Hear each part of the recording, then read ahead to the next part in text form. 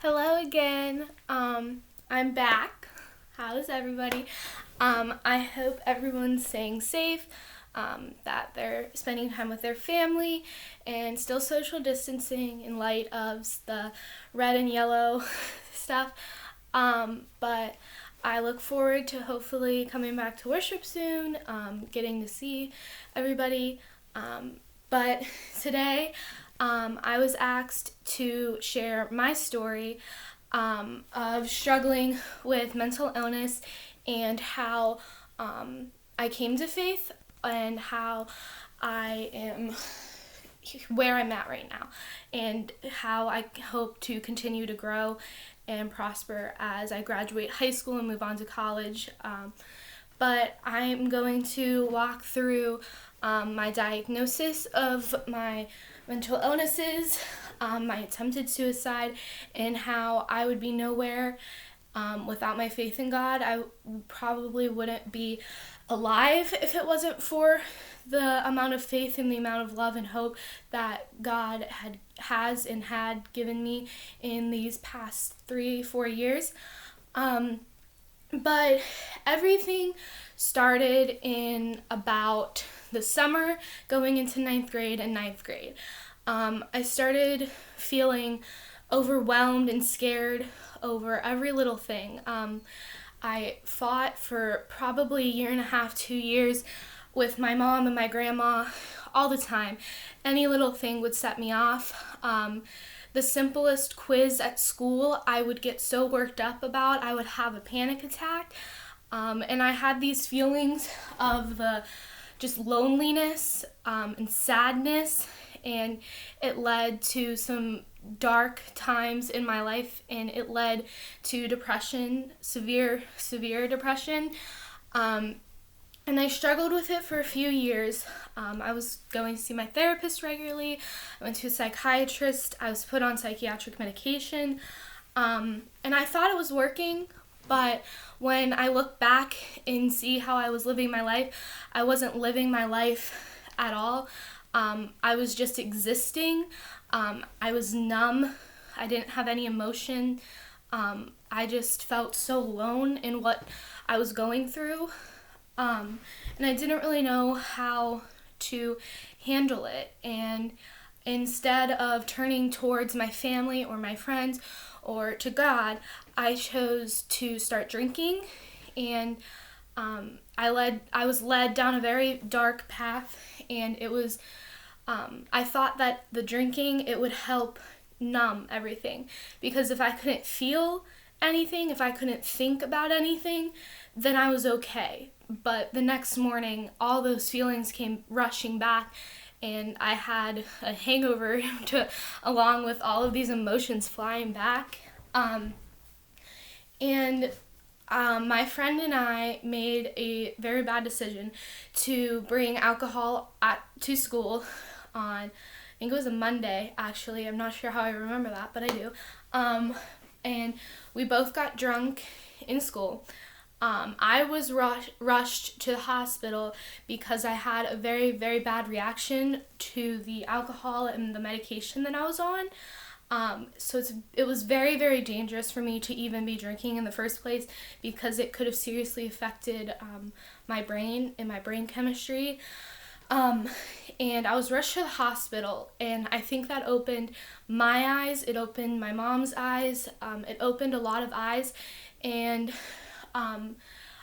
throughout all of this, I was always going to church, I was always going to youth group, but somehow I managed to keep it a secret, this double life that I was living a secret. And I don't know how I did that. I don't know how I survived for almost 2 years living the way I was because I wasn't turning to God. I wasn't growing in my faith. I wasn't prospering. I wasn't wanting to learn anything about God. I was just focused on how sad I was. And when this event happened with the school, the incident of me getting drunk at school, I definitely started to realize that I needed help and that I was ready to change how I was living my life. And that kind of entered a whole it kind of entered the light of God into my life again. And I learned that I'm perfect in God's eyes. We were made in His image. And a verse that I really live by, and especially when I'm struggling, is Song of Solomon 4:7, which says, "You are altogether beautiful, my love. There is no flaw in you." I definitely turn to that verse a lot in every aspect that in my life. Because I know that in God's eyes I'm perfect. It doesn't matter that the world thinks I need to act and look a certain way, because I know that God thinks I'm perfect. We're beyond perfect. We sin, we do horrible things, but God is always there for us. He will never abandon us. He will always love us, and He will always, always, always care for us and watch over us. And protect us, and obviously that list can go on and on and on. But then in the day after my junior homecoming, I didn't realize that I wasn't as happy and I wasn't as okay as I thought, because I had attempted to kill myself. My mom found me in the garage, barely conscious, barely breathing, and I was rushed to the hospital, and I can't tell you really what happened for almost 2 days. It happened on at a Sunday night, and I cannot remember solid memories until about Tuesday morning, midday Tuesday. But I was put in a psychiatric hospital and I got treatment. And then after I got out of the psychiatric hospital, I was transferred to a halfway program, is what I call it, what my family called it, and instead of going straight back to school. And I was getting the help I needed, and I learned how to deal with my bipolar 2 disorder and my generalized anxiety disorder in a lot healthier ways. All the healthy coping mechanisms, healthy coping skills I learned. But none of that is as strong as the love that God has for me. So I started really just diving into all the lessons at youth group, all of the sermons in church service, and I focused on every little detail, on every little lesson, every little mission trip, every retreat that I was on, and I just really wanted to grow in my faith, and I didn't want to go back to my old ways, so I turned to God as opposed to turning away from Him, because I was always depressed, I was always worried and stressed.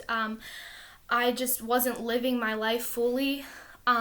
But then with God's love and with God's light that I welcomed into my heart, I'm beyond joyful and thankful, and that for the love that I have, and I'm growing in my faith day by day, and I'm really excited. I'm journaling in a faith journal. It's a weekly thing that I do. I pray and I write about what faith truly means, and it'll be about another year until I finish it, so I'm really excited to see where that journey takes me.